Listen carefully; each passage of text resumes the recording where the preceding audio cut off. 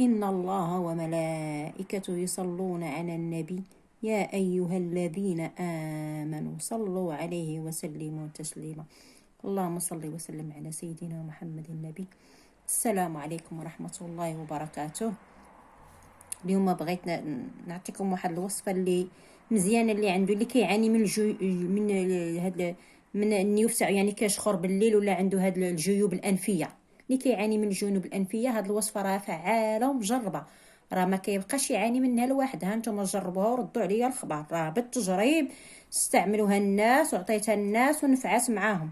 وانا غنعطيكم نتوما الحاجه اللي متواجده ديروها. كل شيء هادشي اللي فيها الحمد لله مفيد، وهي اهم حاجه فيها هو زيت الحبه السوداء.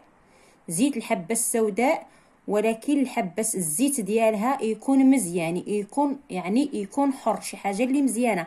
ما تشريش شي زيت ماشي حر وديريه وتقولي ما دارتش ليا هاد الوصفه والو. لا، خاصك تقلبي على الزيت الحبه السوداء. ولا ما لقيتيش الزيت تاع الحبه السوداء، من يمكن لك تصوبي غير بوحديتك في الدار. تجيبي 10 دراهم ديال الحبه السوداء، نقيها طحنيها في مونينيكس، ولكن يكون عندك الزيت العود يكون حر. الزيت العود يكون حر.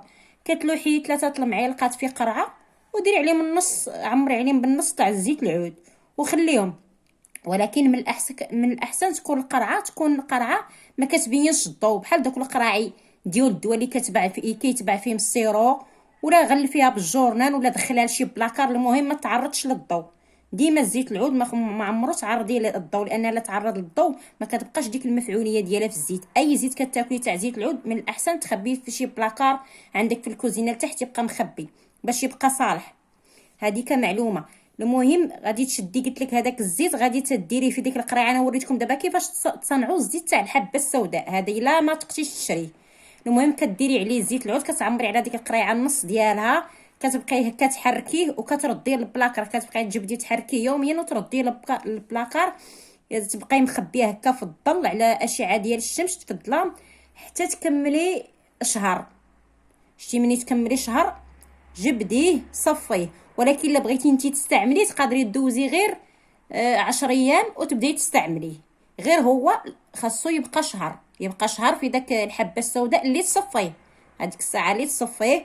وديري في شي، من الاحسن تديري داك الزيت في شي قريعه ما كتبينش وتخبيه وتبقاي تستعملي اي وصفه ديريها به. المهم انا وريتكم كيفاش تصنعوا زيت الحبه السوداء. المهم غادي تاخدي زيت الحبه السوداء تشريه، وديري معاه زيت الجنجلان، زيت سمسم، زيت الجنجلان الا كان تواجد. ما كانش ديري غير الزيت تاع الحبه السوداء. غادي ديريه في شي قريعه، اش نقول لك، بحال دوك اللي كنا كنقطروا في ودنينا، ولا بحال ديك اللي كتقطري في نيوفك ديال التقطيره، قرعه ديال التقطيره اللي كتقطري العينين. القرعه ديال البلاستيك كتغسليها مزيان، كتحطها تسقطر من الماء ما يبقاش فيها حس الماء، كتنشفيها، كتكبي فيها داك الزيت باش تديريهم في النيوف ديالك.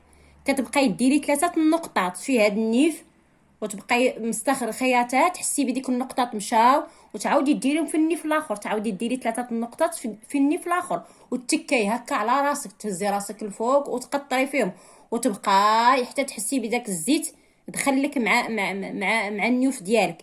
هذه غتبقاي تستعمليها يوميا تتحسي انت بالتحسن. انت راه غير نهار ولا يومين راه غادي يبان لك العربون، راه غادي تبان لك بانك ما غتبقايش تحسي بداك بهذا الشيء كيخنقك، وغادي يتسلحوا لك الحمد لله حتى النيوف ديالك.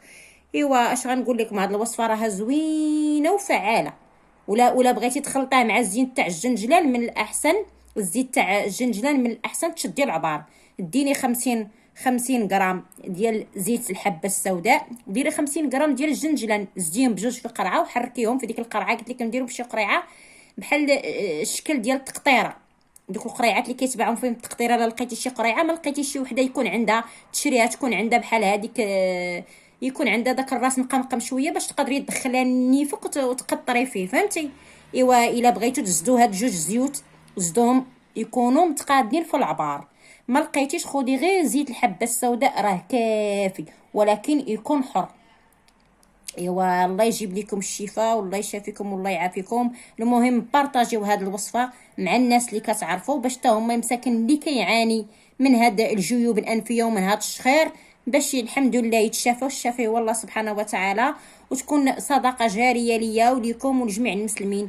واللي عرفنا راه حنا تنوروا الناس في سبيل الله، بغينا غير رحمه الوالدين والله يجعله في الميزان المقبول. والسلام عليكم ورحمه الله وبركاته.